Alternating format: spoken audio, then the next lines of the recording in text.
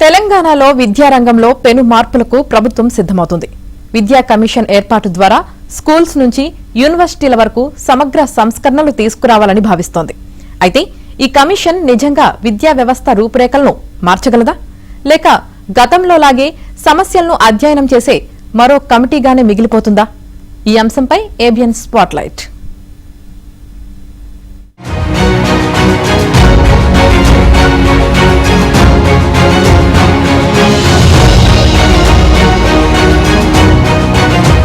తెలంగాణలో విద్యా వ్యవస్థపై చాలా కాలంగా అసంతృప్తి వినిపిస్తోంది.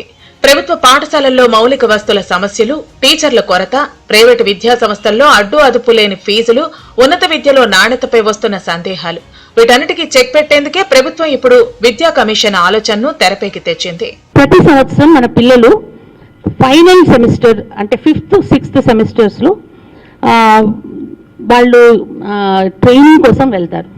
సో ఈసారి సిఐఐ యొక్క సౌజన్యంతో మేము ఏం చేసామంటే ప్రతి స్టూడెంట్కి ట్రైనింగ్తో పాటు ప్లేస్మెంట్ కూడా ఎంత వీలైతే అంత ఇచ్చే విధంగా ఎంఓఎస్ని చేసుకోవడం జరిగింది.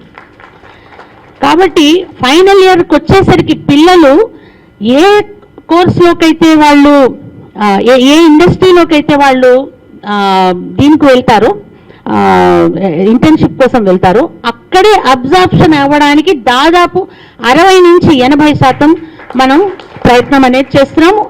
ఈ క్రమంలో చాలా మంది ఇండస్ట్రీస్తో ఎంఓయూలు కూడా మనం కుదుర్చుకోవడం జరిగింది. ఇది జూన్ 12 రోజున 12 జూన్ రోజున గౌరవ ముఖ్యమంత్రి గారి సమక్షంలో ఈ ఎంఓయూస్ యొక్క పేర్లను, ఇండస్ట్రీలను వాళ్ళన్నీ కూడా మేము ఆ రోజు విడుదల చేయడం జరుగుతుంది. ఆ సంఖ్యలు అవన్నీ కూడా ఆ రోజు చెప్పడం జరుగుతుంది. విద్యా కమిషన్ సరిగ్గా పనిచేస్తే మొదటగా దాని ప్రభావం ఫీజుల నియంత్రణపైనే కనిపించే అవకాశం ఉంది. ప్రైవేట్ స్కూళ్లు, కాలేజీల ఫీజులపై ప్రభుత్వ పర్యవేక్షణ పెరగొచ్చు. ఇప్పటి వరకు యాజమాన్యాలు చెప్పిందే వేదంగా సాగిన పరిస్థితి మారి కొన్ని కఠినమైన నియమాలు రావచ్చు. కానీ అదే సమయంలో ప్రైవేటు విద్యా సంస్థలు కొత్త రకాల ఛార్జీల పేరుతో భారం పెంచే లూప్ హోల్స్ వెతుక్కునే ప్రమాదం కూడా లేకపోలేదు.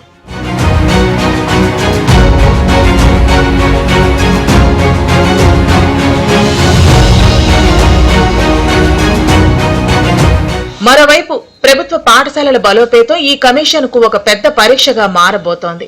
టీచర్ పోస్టుల భర్తీ, స్కూళ్లలో మౌలిక వస్తులు, డిజిటల్ ఎడ్యుకేషన్ ఇవన్నీ కేవలం సిఫార్సులకే పరిమితం కాకుండా క్షేత్రస్థాయిలో అమలైతేనే ఫలితం కనిపిస్తుంది. లేకపోతే రిపోర్టులు ఫైళ్లలోనే మగ్గిపోయి గ్రౌండ్ లెవెల్లో పరిస్థితులు ఎక్కడ వేసిన గొంగళి అక్కడే అన్నట్టుగా మారే ప్రమాదం ఉంది. ఉన్నత విద్యలో కూడా కమిషన్ కీలక నిర్ణయాలు తీసుకోవాల్సి ఉంటుంది. మారుతున్న కాలానికి అనుగుణంగా కొత్త కోర్సులు, స్కిల్ బేస్డ్ ఎడ్యుకేషన్, ఇండస్ట్రీ అవసరాలకు తగ్గట్టుగా బోధన సాగితేనే విద్యార్థులకు ఉపాధి అవకాశాలు పెరుగుతాయి.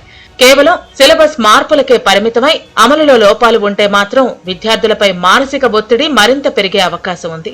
ఇక డిజిటల్ ఎడ్యుకేషన్ విషయంలో నగరాల్లో ఉన్న సదుపాయాలు గ్రామీణ ప్రాంతాలకు చేరితేనే విద్యలో అసమానతలు తగ్గుతాయి. లేదంటే టెక్నాలజీ అందుబాటులో ఉన్న వాళ్లు ముందుకు దూసుకుపోవటం, లేని వాళ్లు మరింత వెనుకబడిపోవటం వల్ల సమాజంలో కొత్త గ్యాప్ ఏర్పడుతుంది.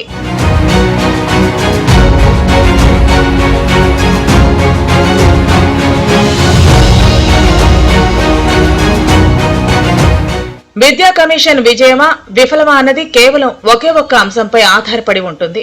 కమిషన్ ఎన్ని సిఫార్సులు చేసింది అన్నది కాదు, వాటిని ప్రభుత్వం ఎంతవరకు అమలు చేసిందన్నదే అసలు విషయం. ఎందుకంటే విద్యార్థులకు కావాల్సింది కమిటీల నివేదికలు కాదు, నాణ్యమైన విద్య అని గుర్తించాలి. తల్లిదండ్రులకు కావాల్సింది తాత్కాలిక హామీలు కాదని, పిల్లల భవిష్యత్తుకు భరోసా ఇవ్వాలని అర్థం చేసుకోవాలి. ఈ సరికొత్త విద్యా కమిషన్ తెలంగాణ విద్యారంగానికి ఒక కొత్త దిశను చూపుతుందా, లేక పాత సమస్యలకే కొత్త పేరుగా మిగిలిపోతుందా అన్నది కాలమే నిర్ణయించాలి.